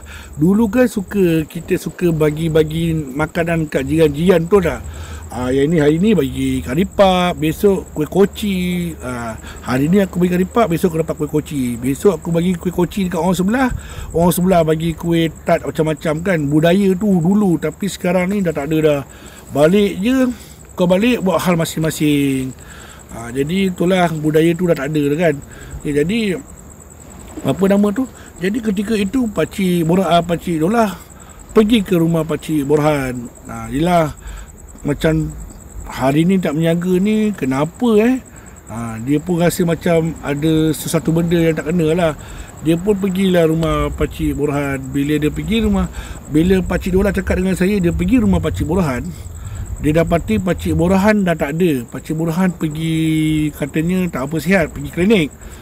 Okey, bila pergi klinik tu, tanggapan Pakcik Dola tu fikir mungkin Pakcik Borhan ni demam lah. Mungkin 3-4 hari ataupun 2-3 hari ni tak buka lah kedainya, betul. Keesokannya kedai Pakcik Ali ramai gila orang datang. Bersusul-susul orang datang sampai tak cukup makanan, babe. Ini cerita Pak Dola lah ya. Pak Dola pula. Betul lah. Cerita Pak Dola lah kepada saya. Jadi saya sampaikan lah. Okay? Jadi ketika itu makanan Pakcik Ali tu banyak kan. Memang habis. Lepas tu keesokannya pula sama juga, makanan tu habis, laku dengan keras. Cik Borhan pula tak berniaga sebab tak sihat, sakit, demam.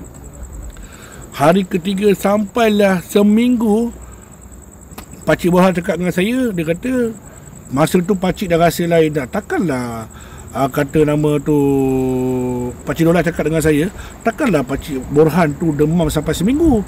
Okey, kenapalah demam pasal seminggu ke apa semua. Ini macam ada satu yang tak kena. Jadi Pak Dola pun kata dengan saya, dia bagi tahu yang dia nak pergi melawat Pakcik Borhan tu keesokan. Sebab hari yang pakcik nak pergi tu, pakcik kena gali 3 kubur. Okey, hari yang kena gali 3 kubur lah. Okey.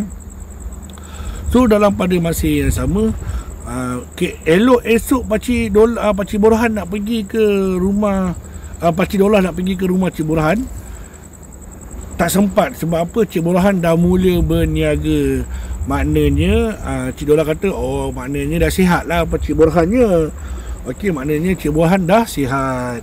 So kejadian apa, urus niaga tu macam biasa. Kejap ya, ada habuk masuk mata.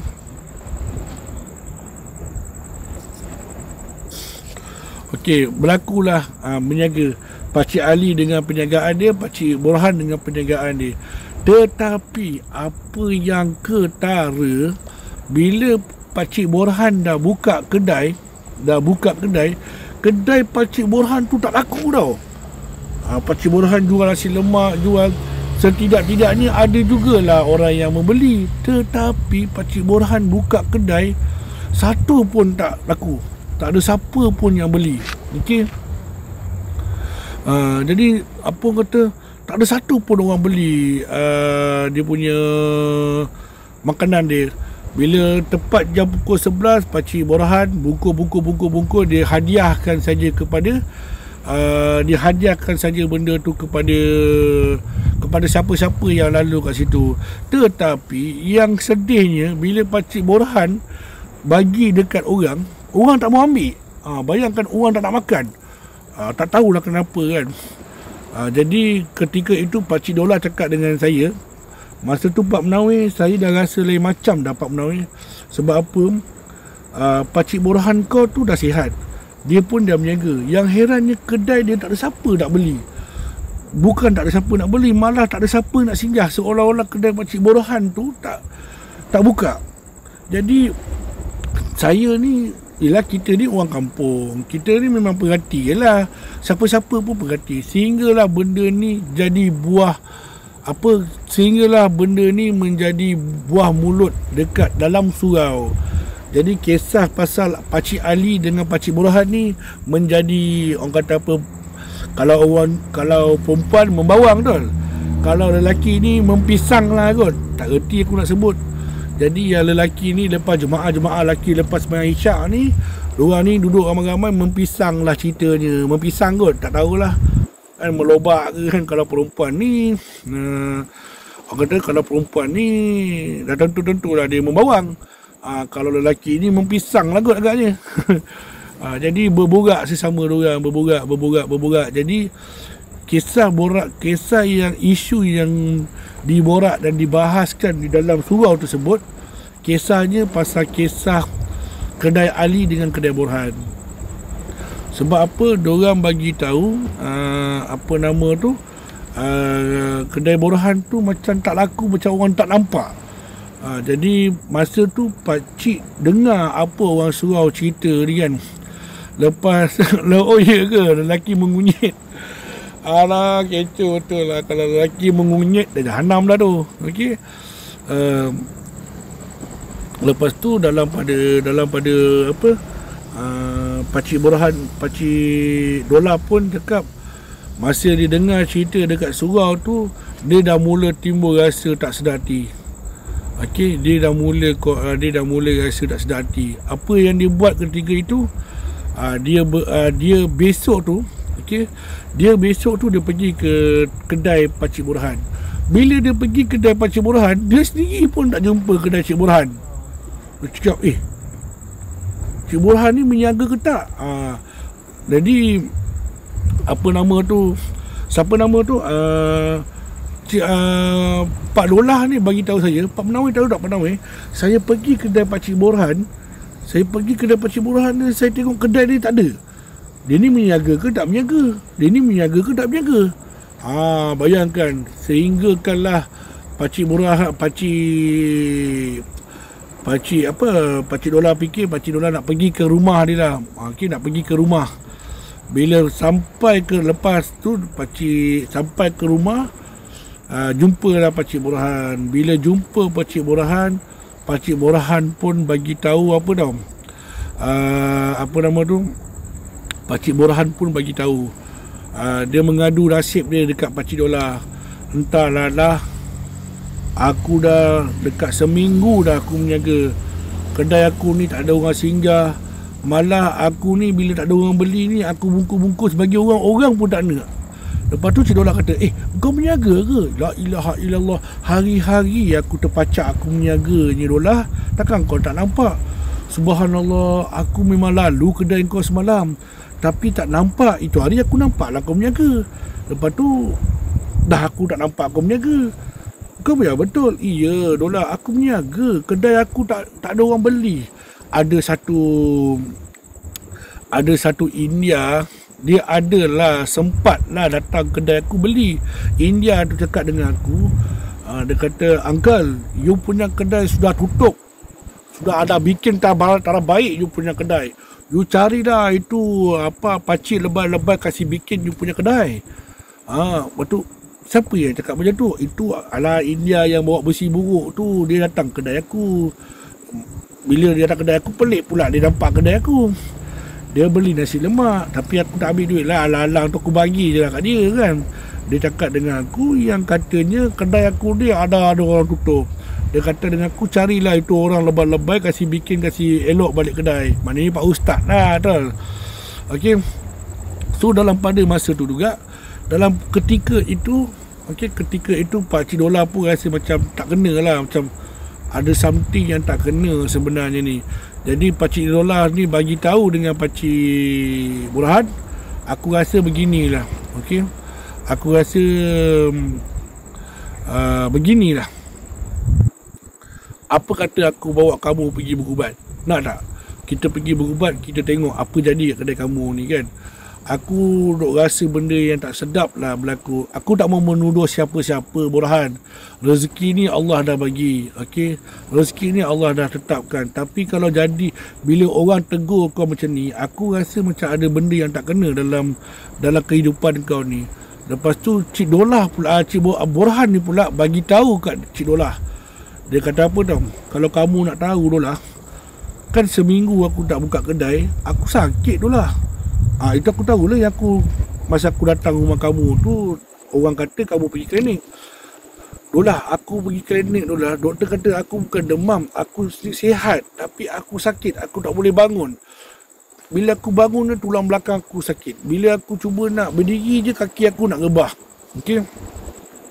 Kaki aku nak rebah. So jadi macam apa orang kata, tak, macam aku memang tak sihat. Waktu bini aku pula, bila aku suruh masak, dia malas. Sampailah satu tu, bapak mertua aku datang. Bapak mertua aku bagi aku air. Bila bagi aku air tu, kira aku dengan bini aku ni bolehlah bangun. Gagahlah kami nak buat kedai, nak masak nasi, nak jual lontong apa segala. Tetapi orang kata apa? Tetapi dalam pada masa sama, kedai aku ni tak ada orang beli. Macam tak ada orang singgah, macam aku tak buka kedai je. Kamu bayangkan Dola, kalau aku buka kedai, setidak-tidaknya 5, akhirnya tak apalah, aku anggap aku ni tak pandai masak lah, 5 je lah jalan, tapi tak jalan langsung. Heran aku kan.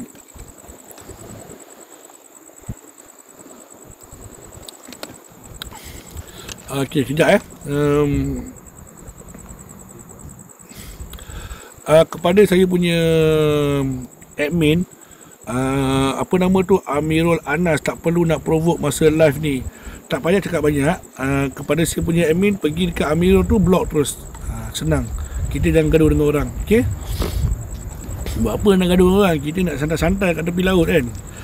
Okay, dia nak dengar Astro tu dia punya pasal. Dia nak dengar Mega TV ke, RTI TV 7 ke, apa punya .com ke, lantak dia. Okay, lantak, kita jangan sibuk, pedulikan dia. Okay.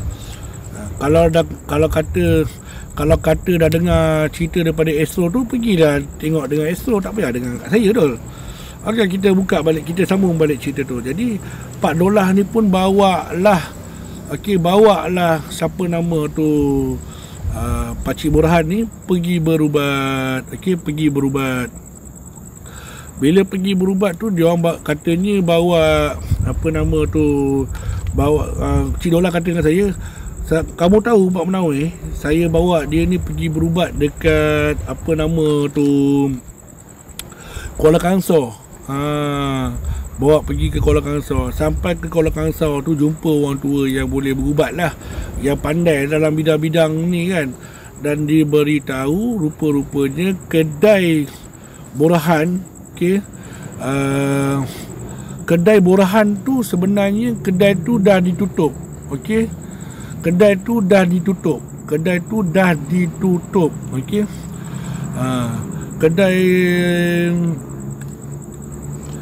Kedai tu dah ditutup maknanya orang dah tak nampak kedai tu. Yang keduanya, ada juga orang menghantar kepada pakcik borahan supaya pakcik borahan pun sakit. Okey. Jadi bila sakit tu faham-faham je lah.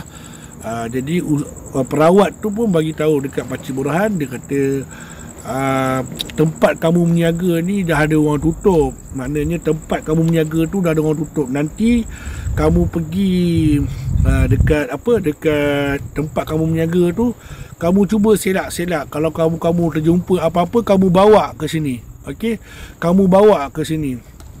Yang nombor 2-nya, dalam masa yang sama, okey, dalam masa yang sama orang tu pun buat kamu juga supaya kamu ni tak boleh nak pergi berniaga, supaya kamu tak kuat. Lepas tu Cik Dola cakap dengan saya. Lepas tu Pak Menawai, saya kata dengan perawat tu, siapa yang buat? Perawat tu langsung tak nak bagi tahu siapa. Dia kata tak perlulah saya nak bagi tahu siapa, saya rasa anda sendiri pun tahu siapa yang buat kan. Jadi kalau saya bagi tahu nampak sangat fitnah. Jadi anda semua akan tahu siapa yang buat benda tu. So jadi sekarang ni Pakcik Dola bagi tahu dengan Cik Borhan, kita jangan membalas. Yang penting apa yang dah berlaku tu kita selamatkan keadaan dan kita blok benda tu supaya tak berlaku lagi apa-apa. Tapi dalam masa yang sama, Cik Dola dah tahu dah siapa yang buat. Sebab Cik Dola dah rasa dah macam ada orang tu yang buat. Jadi Cik Dola pun tak mau menuduh lah. Mungkin Cik Dola ni pun tak mau menuduh lah. Dia biarkan lah. Dia kata tak apalah, benda dah berlaku tu biarkanlah berlaku kan. Itu orang kata kita jangan membalas. Kalau kita membalas tu, apa bezanya kita dengan dia tu? Jadi dalam pada masa yang sama, Borhan pun kata tak apalah Dola, aku sedar aku ni masak mungkin tak sedap. Kamu masak sedap apa? Ini rezeki masing-masing. Ini rezeki masing-masing. Kamu tak payah kata sedap tak sedap. Okey, zaman sekarang ni air kosong pun orang beli. Bayang betul tak? Zaman sekarang ni air sirap tak ada gula pun orang bersepah-sepah nak beli. Korang tak percaya, korang tunggulah bulan Ramadan nanti. Letak satu balang air sirap dengan ais, pukul 12 tengah hari berebut-rebut orang nak beli. Betul tak? Berebut-rebut orang nak beli. Sebab apa? Haus. Itulah cerita dia kan. Jadi lepas tu perawat tersebut bagi air kolam masjid dengan air tanah. Lepas tu dia ada bagi sikit beras untuk tabur kat tempat berniaga. Lepas tu dia ada bagi beberapa ubat dengan minyak untuk Pakcik Borhan tu pakai. Dan dia ada bagi sedikit benda-benda makan lah. Ada benda-benda makan supaya Cik Borhan tu settle lah. Ya katanya kan. Ya Allahu Akbar. Okey. Jadi masa dalam perjalanan balik, Pak Menawai tahu Pakcik berburak dengan Pakcik Borhan. Pakcik Borhan ni sebenarnya orang susah tau. Dia kena buang kerja. Dia kerja dulu dekat Kuala Lumpur. Dia kena buang kerja. Masa tu apa orang panggil tu, company dia nak kurangkan sebab pengeluaran terlalu kurang. Jadi dia kurangkan pekerja daripada Pakcik Borhan ni daripada kerja full time tu jadi part time. Daripada part time tu kena berhenti kerja. Jadi dia dah menganggur lebih kurang dekat 3 bulan dah. Sampai satu masa tu bini dia kata, apa kata kita berniaga. Jadi bila dia berniaga tu, dia ingatkan dengan berniaga tu dia dapatlah bantu. Tapi tak macam mana, rezeki tak kesampaian.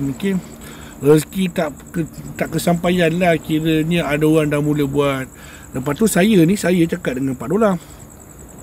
Habis tu apa yang Pakcik Borhan cakap lagi? Pakcik Borhan kamu tu dia kata apa yang dah berlaku tu dia reda.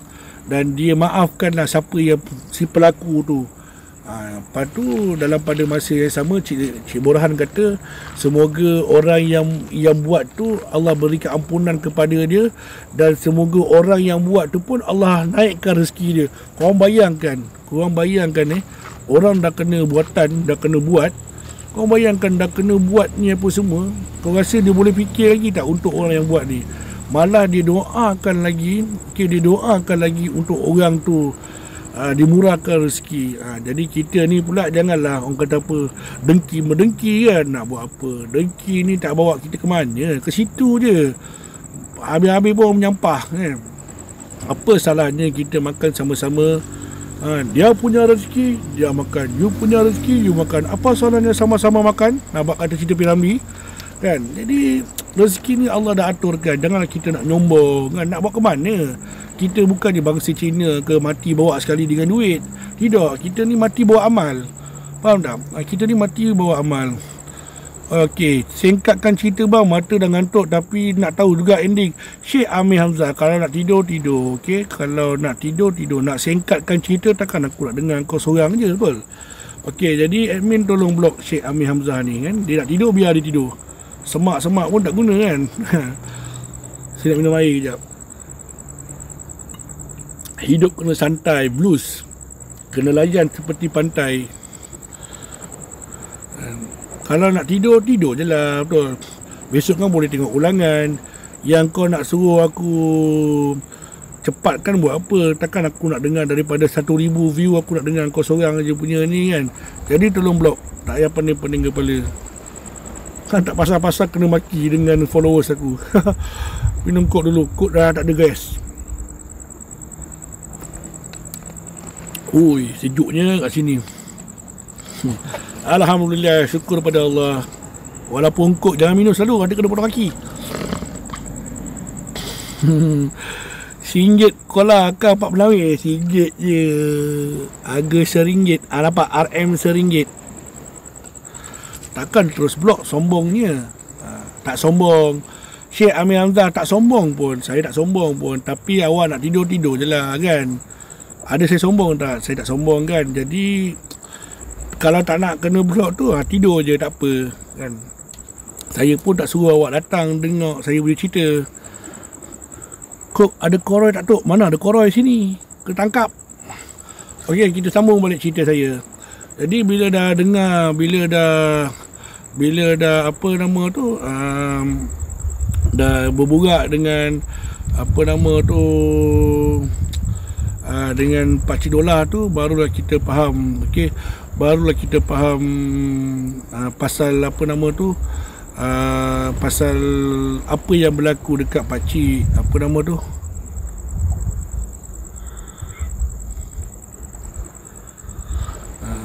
Okey, tak apa, biarkan. Terima kasih aja. Sama-sama Syekh Amir Hamzah, terima kasih ya. Terima kasih datang ke terima kasih datang ke channel saya. Kalau nak merajuk, nak buat macam mana kan, saya pun tak boleh nak halang. Tapi cara awak tu tak betul, nak suruh saya cepat. Benda ni kan iktibar. Bila cerita ni melibatkan iktibar, kenalah faham. Okey, kenalah faham. So tak payahlah kita, macam saya kata tadi, kalau nak dengar saja. Tapi kalau rasa nak tidur. Kalau nak suruh cepat tu tak mungkin dah. Sebab apa, kebanyakannya orang yang mendengar cerita saya ni lebih kepada dia nak menghayati apa yang berlaku dalam cerita saya ni, betul tak? So kalau kita cepatkan cerita ni kan tak jadilah. Okey, tak jadilah cerita tu. Maknanya orang tak faham lah kisah tu, betul tak? Okey. Jadi apa nama tu, yang saya pesan lagi sekali kepada yang nak tidur, pergi tidur. InsyaAllah mungkin besok boleh sambung cerita ni. Okay? Kepada siapa nama tu Syekh tadi, saya minta maaf. Bukan saya marah pun, tak sombong pun. Saya manusia biasa je. Okey. Jadi apa kata, lepas pada tu Cik Dolah pun balik. Lepas dah balik apa semua tu, lepas dah balik tu, keesokan lepas seminggu, lepas pada apa nama tu, lepas pada 3-4 minggu tu, lepas pada 3-4 hari tu, kedai Cik Dolah tu bukan, kedai Cik Borhan tu semakin lama semakin apa kata, semakin maju balik lah, macam biasalah, semakin semakin okey lah, semakin nampak perubahan lah. Okey, nak dijadikan cerita, keesokan lepas dia orang balik daripada perubatan tersebut, okey, lepas balik daripada perubatan tersebut, apa yang saya Cik Dolah cerita dengan saya, masa Cik Dolah, Cik Borhan telefon Cik Dolah minta tolong untuk tengokkan kedai. Nak tahu tak, masa diorang potong-potong rumput tu, apa nama tu,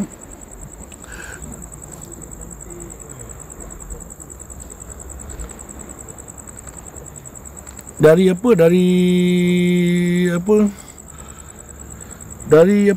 kedai tu apa yang diorang dapati, diorang terjumpa apa tau, diorang terjumpa satu bungkusan. Dalam bungkusan tu ada pasir kubur. Dalam bungkusan kain putih tu ada ada pasir kubur.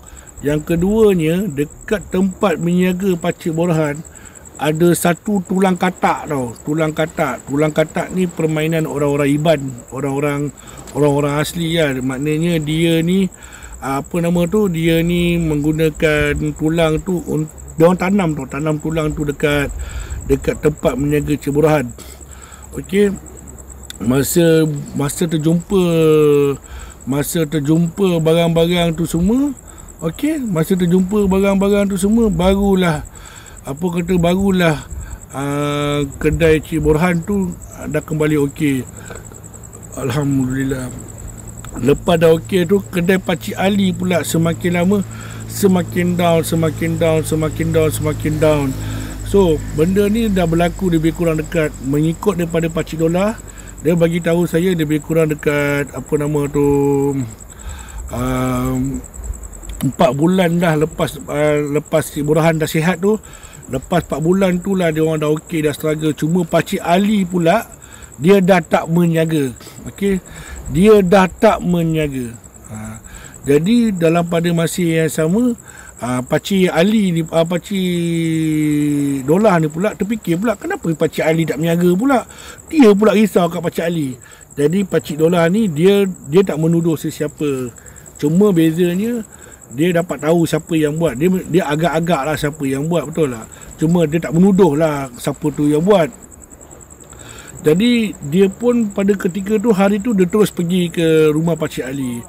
Bila dia pergi rumah Pakcik Ali, dia sampai ke rumah Pakcik Ali sihat walafiat, dengan bini dia pun sihat, anak-anak dia semua okey kan.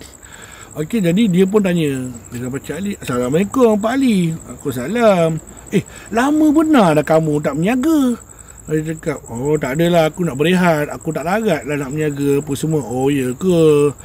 Mengikut daripada cerita Pak Dolah, Pakcik Ali kata Pakcik Ali dah tak nak menjaga. Bukan nak menjaga, dia nak berehat. Dia dah penat, tulang-tulang dia sakit apa semua. Jadi sangkaan Pakcik Dolah tu macam, kita bersangka baik lah kan.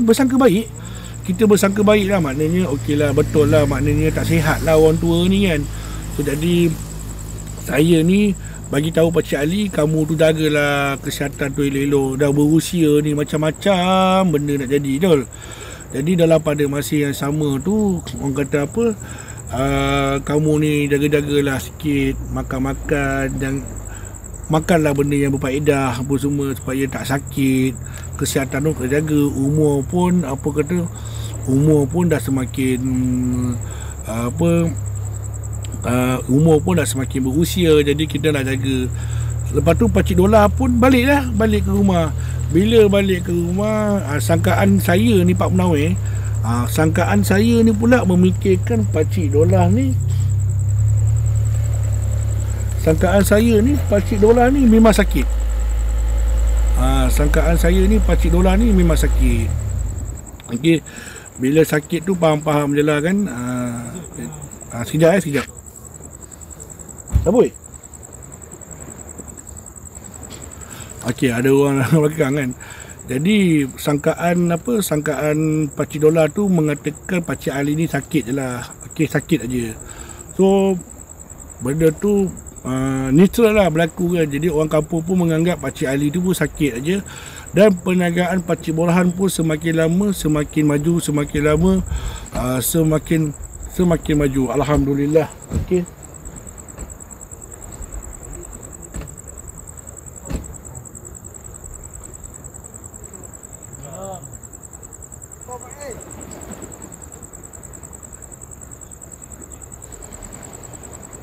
Siapa Jam?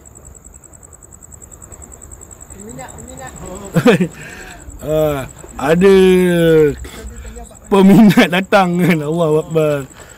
Okey, lepas tu dalam pada masa yang sama, apa orang kata, orang kampung pun fikirlah kira Pakcik Ali tu tak apa sihat, dan manakala Pakcik Borhan pun perniagaan dia semakin lama semakin maju.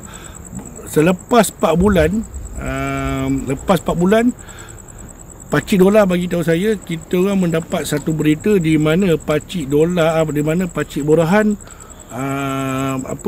mendapat satu penyakit misteri. Okey, mendapat satu penyakit misteri lah. Penyakit misteri itu di mana Pakcik Borhan tak boleh bangun. Pakcik Borhan tu terlalu sakit sampai tak boleh bangun. Jadi Pakcik Borhan tu dikejarkan ke hospital. Sampai di hospital, doktor pun cek memang tak ada sakit apa-apa.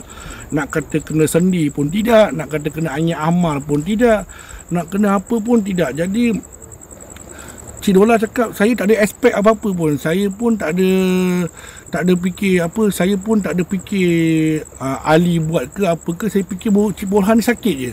Sehingga kan kami bawa balik Borhan tu, bawa balik ke rumah. Sampai ke rumah tu, kami dapat tahu yang Pakcik Borhan ni mengalami sakit yang agak kritikal. Tapi sakit dia tu, Pakcik Borhan tak boleh bangun. Maknanya Pakcik Borhan, dia nak bangun ni nak kena orang papah. Faham tak? Nak kena orang papah. Cik Borhan seorang je kena, bini dia tak kena. So apa yang terjadi pada lepas tu, Cik Dolah ni, saya di Pak Menawir, tak sedap hati tengok apa jadi dekat Pakcik Borhan. Sehingga kan saya ni terfikir saya nak pergi ke Kuala Kangsar. Bila saya pergi ke Kuala Kangsar, saya bawa pula perawat yang merawat Pakcik Dolah dulu tu datang balik. Bila datang balik ke situ, apa yang mengejutkan Pakcik Dolah ni disihir orang yang sama. Allahu Akbar. Nak bagi tahulah, kira Pakcik Dolah tu kena sihir dengan orang yang sama. Jadi lepas kena sihir dengan orang yang sama tu, perawat tu bagi tahu yang Pakcik Borhan ni dia kena santau kura-kura. Tahu tak santau kura-kura? Di mana kura-kura tu diterbalikkan. Lepas diterbalikkan, selagi kura-kura tu tak ditelangkupkan berjalan, selagi itulah Pakcik Borhan tak boleh jalan sampai bila-bila. Kau bayangkan, begitu sekali cerita dia. Jadi macam mana nak rawat Pakcik Borhan ni, iaitu kena pergi cari orang yang buat Pakcik Borhan tu, sebab dia sahaja yang ada kura-kura terlangkup tu. Bayangkan ini zaman apa, ilmu apa yang dia pakai, saya pun tak tahu. Ini kali pertama saya dengar ilmu macam ni. So jadi Pakcik Dolah, saya ni Pak Dolah, saya ni Pak Menawir, jumpa dengan siapa nama tu, jumpa dengan perawat tersebut. Saya nak tahu siapa yang buat. Sehinggalah perawat tu bagi tahu yang buat ni adalah orang yang berdekatan, iaitu Pakcik Ali. Bila dapat tahu Pakcik Ali buat, 2 orang kampung ni pergi ke rumah Pakcik Ali. Ada satu yang benda yang terjadi lepas pergi rumah Pakcik Ali, dia orang bagi tahu Pakcik Ali, apa kamu dah buat dengan Borhan. Berlaku sedikit pertelingkahan lah kat situ kan. Okey, berlaku sedikit pertelingkahan lah. Berlaku sampai kalau Pakcik Ali kata memang aku yang buat dia, sebab aku tak puas hati. Disebabkan dia lah aku punya menjaga orang tak datang apa semua. Jadi Pakcik Borhan ni, saya ni dah yang pergi rumah Pakcik Ali ni menasihati dia. Lepas kami dah menasihati dia, kami bagi tahu setiap rezeki ni Allah yang bagi. Kenapa kau nak menutup rezeki orang apa semua kan? Jadi sebaik-baiknya tak perlulah kita menutup periuk nasi orang. Lepas pada tu sekarang ni macam ni lah. Okey, sekarang ni macam ni lah. Kau ambil kura-kura kau ni balik, kau terbalikkanlah balik kura-kura supaya dia jalan seperti biasa. Janganlah kau aniaya dia. Sebab apa? Selagi kau buat macam ni, selagi itulah Pakcik Dolah sakit. Okey, selagi tu Pakcik Dolah. Pakcik Ali ni pula aku takkan terlangkupkan. Sebab apa? Tu nyawa aku. Dia kata, kenapa pula kau cakap macam tu? Dan akhirnya Pakcik Ali bercerita sebenarnya kura-kura tu adalah nyawa dia. Kalau dia terbalikkan kura-kura tu, Pak Ali akan meninggal. Manakala Pakcik Dolah dia pula akan sembuh seperti biasa. Itu adalah perjanjian antara Pakcik Ali dengan benda halus tu. Maknanya yang jin tu lah. Cakap Allahu Rabbi. Lepas tu pakcik saya ni, Pak Munawir, tegur Pakcik Ali, kau tak patut buat macam ni. Tengok dah menyusahkan semua orang kan. Disebabkan kau nak berjaya, kau nak untung, disebabkan hal kau pentingkan diri kau saja, kan dah menyusahkan kau sekeluarga. Jadi walau macam mana pun kau kena kembali kepada, orang kata, kepada asal. Inilah tumbal balik ke atas kau kan. Jadi nak Pakcik Dolah ni, saya ni Pak Munawir punyalah amarah. Saya keluar daripada rumah Pakcik Ali tu, saya cari kura-kura tu. Dengan izin Allah, saya jumpa kura-kura tu di bawah rumah dia, dekat dalam apa, sangkar macam rotan tu. Bila saya jumpa kura-kura tu, saya terus terbalikkan. Yang terbalikkan tu adalah Pakcik Dolah. Bila Pakcik Dolah terbalikkan dia tu, tiba-tiba terdengar suara orang menjerit ke atas. Bila saya Pak Munawir berlari, okey, bila berlari naik ke rumah atas, masa tu ketika itu saya nampak Pakcik Ali muntah, okey, muntah berdarah tau, muntah. Dan dalam pada masa yang sama Pak Munawir, dia muntah dan dia menghembuskan nafas terakhirnya dekat dalam rumah tu, tak sempat mengucap. Dan lebih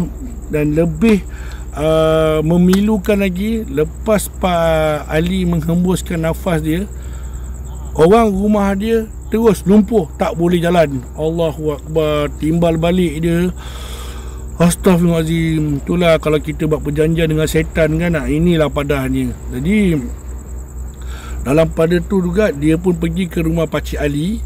Dia pergi rumah Pakcik Borhan. Dia pergi ke rumah Pakcik Borhan dan dia tengok pula Pakcik Borhan alhamdulillah dah boleh bangun. Dan herannya Pakcik Dolah dah boleh bangun. Pakcik Dolah pula, Pakcik Borhan dah boleh bangun. Dah boleh bangun macam seolah-olah tidak ada apa-apa sakit pun. Jadi mengikut daripada cerita Pak Dolah, Pakcik Ali bila dah meninggal tu, dia orang bawa pergi hospital. Hospital pun tak dapat detect matinya sebab apa. Tapi dekat situ tulis matinya sebab apa nama tu, mati sebab mati mengejut lah. Okay. Jadi usaha untuk menyelamatkan isteri Pakcik Ali pun tak berkesampaian. Sebab apa? Selepas 7 hari Pakcik Ali dikebumikan, lepas pada tu bini Pakcik Ali juga sama-sama menghadap ilahi. Nampak tak cerita tu kan? Jadi kehidupan Pakcik Borhan pula ketika itu, orang kata apa, ketika itu semakin lama semakin maju, dan Pakcik Borhan terus dengan sifat dia yang suka memberi, yang suka bersedekah. Okey, alhamdulillah cerita saya pun habis pada ketika ini. Jadi tu saya kata cerita saya tak lama hari ni, lebih kurang sejam lebih saja. Sebab apa? Ini adalah kisah orang. Okey, saya pun tak boleh nak gambarkan macam mana. Cuma saya boleh perkongsikan sahaja cerita yang dikongsikan Pak Dolah kepada saya, dan saya perkongsikan cerita ini kepada anda semua. Okey, lagi satu pesanan saya, kita nak menjaga, kita menjaga je macam biasa. Sebab Allah dah tetapkan rezeki kita ni setiap tempat. Okey, setiap kita menjaga, kita bacalah surah yang perlu, kita bacalah pada dinding, insya-Allah. Okey, semoga Allah memberi rezeki yang luas kepada kita semua. Tak perlulah kita nak mendengki sesama manusia, tak perlu. Sebab apa? Janganlah kita bersekutu dengan syaitan. Okey, pada saya setiap manusia, setiap orang ada, okey, ada bahagian dia masing-masing. Mungkin Allah dah cukupkan kita punya rezeki, jadi kita janganlah dengki sesama manusia. Sebab apa? Sikap orang Melayu kita ni memang kuat dengan perasaan hasad dengki. Jadi janganlah kita dengki-dengki ni. Pada hari ini tidaklah ada cerita yang hantu ke apa, tidak. Cuma ibrah daripada cerita tersebut, kita janganlah menyekutukan Allah, janganlah kita bersekutu dengan syaitan, dan janganlah kita ni hidup dengki mendengki. Kau punya rezeki kau dapat, aku punya rezeki aku dapat. Jadi pada masa yang sama barulah kita sama-sama maju kan. Berdoa kepada Allah, semoga Allah memberikan kemajuan kepada kita, semoga Allah berikan rezeki yang limpah, yang luas kepada kita. Itu yang paling penting. Baiklah kepada rakan-rakan semua, aku belum nak tidur lagi ni, sambunglah lagi, tengoklah macam mana. Kalau saya sampai ke asur nanti kan, saya boleh sambung ke. Kalau ada line, saya sambung lah.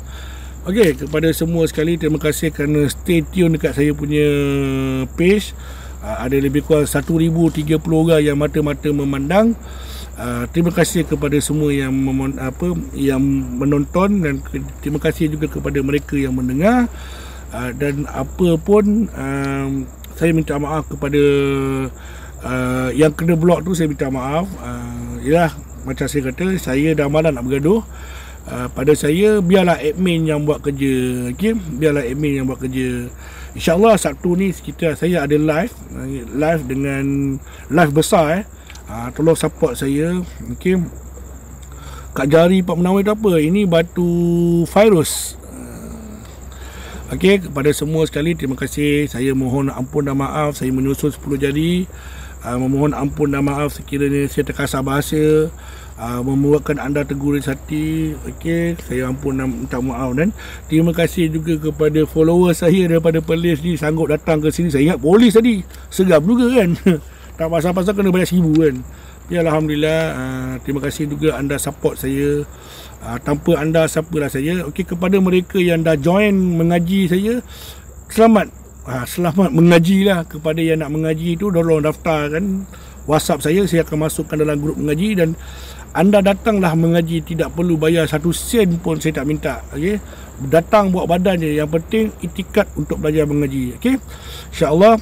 Terima kasih kepada admin-admin yang membuat kerja. Sesiapa yang berkenan untuk beli batu cincin ni, tolonglah WhatsApp saya. Banyak batu cincin kat rumah saya tu. Okey, dengan RM1 Coca-Cola pun dah habis. Kita berjumpa lagi. Assalamualaikum warahmatullahi wabarakatuh.